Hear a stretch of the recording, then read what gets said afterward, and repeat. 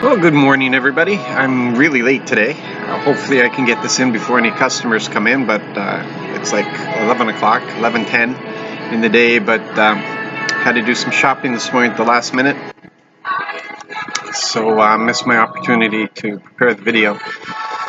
But it's Tuesday, and people aren't used to us opening on a Tuesday, so it's not really busy right now.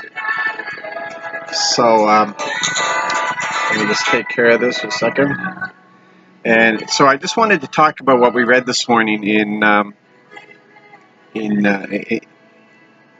we're reading through 1 Samuel again, and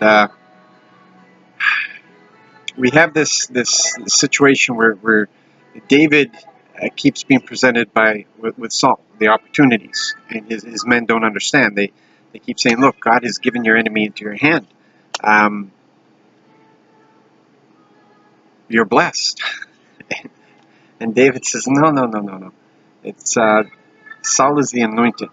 He's the anointed. It's not up to me to remove Saul. It's not been given me to remove Saul. Yes, I've been told that I'm the next king, but this is the attitude that he has. Like, I've been anointed as king, but the present king has not been removed, and he's the anointed. He's the one in that position.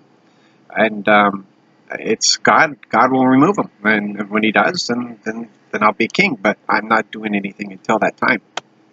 And it's really amazing. David was a man of his word, and he had pledged his loyalty to the king. He pledged his loyalty to Saul. And it's not up to him to decide whether Saul is worthy or not. He was appointed. And so David says, "You're king." And it's not, David's not running around because he's done wrong. It's because the king perceives a threat from David. Although there is no threat from David, there is from God, because God is going to replace Saul by David. But that's not David's fault.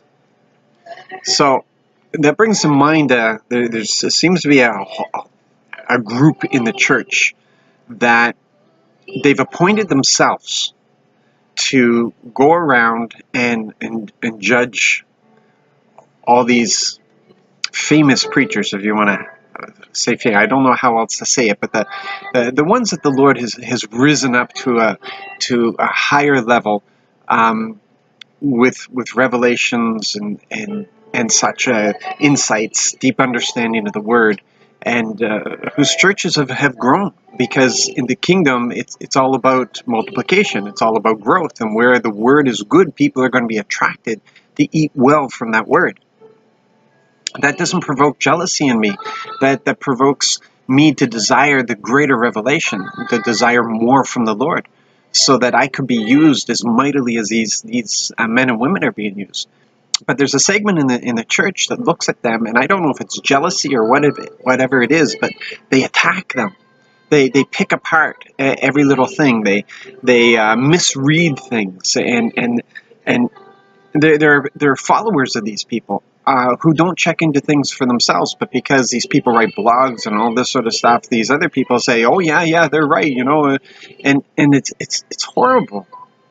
And I'm not going to say don't touch the man of God. I'm not saying that. What I'm saying is that we have to pay attention, because in the New Testament it tells us, don't judge another man's servant, meaning don't judge a servant of the Lord. That the servant of the Lord is answerable to the Lord. And if you find something questionable about a teaching, then don't be involved in that person. Put yourself under somebody else. But the Lord, I know myself, when I haven't been spot on something, the Spirit has corrected me and I've had to come back. It happens. We are weakened vessels. The perfection of God is housed in us, but we have to learn how to tap into that revelation. And sometimes we rely on our own strength. We have lots of examples of that in the Word, and we don't want to, but sometimes that's what happens. So there's nobody going to be perfect in this. God calls us perfect, but it's because that's how He sees us, by grace. And we've oh man, it just, I cry when I see these great men and women of God being attacked. Not that they allow the attack to bother them. They don't even look at that because they know who they're answerable to. And a lot of these people have nothing to do with these leaders. They've never met them. And as one of them said, listen, I don't read that because I really have nothing to do with those people. They have nothing to do with me. They're not in my life. But I'm surrounded by people who speak into my life. I'm surrounded by people who I'm answerable to. I make myself accountable to them. And if if I'm wrong, I'm open to them to come and tell me that I'm wrong. And we will look at the scriptures together. Now that's accountability. But who are these people? Who do they think they are? Not in any relationship at all with these leaders, and just attacking them. Just attacking them. Because they haven't taken the time to look further into what is said, whether it's taken out of context or, man, the things that I could be made to say if it's taken out of context. Just incredible. And don't tell me about testing the spirit, because, listen, if there's something that doesn't sit well with you, then move on. But let the people that surround these people bring correction where correction needs to be. But you don't do this. Don't do this. If you're one of those people, don't do this. You do nothing but cause disunity. You cause the world to look in, and they don't see the love of Christ at all. They see judgmental people who devour their own. Why would they trust us to love them when we can't even love each other? Anyway, I could go on by this. Let's learn a lesson from David. David had a heart that pleased God. And there's nobody who is as wrong as Saul was.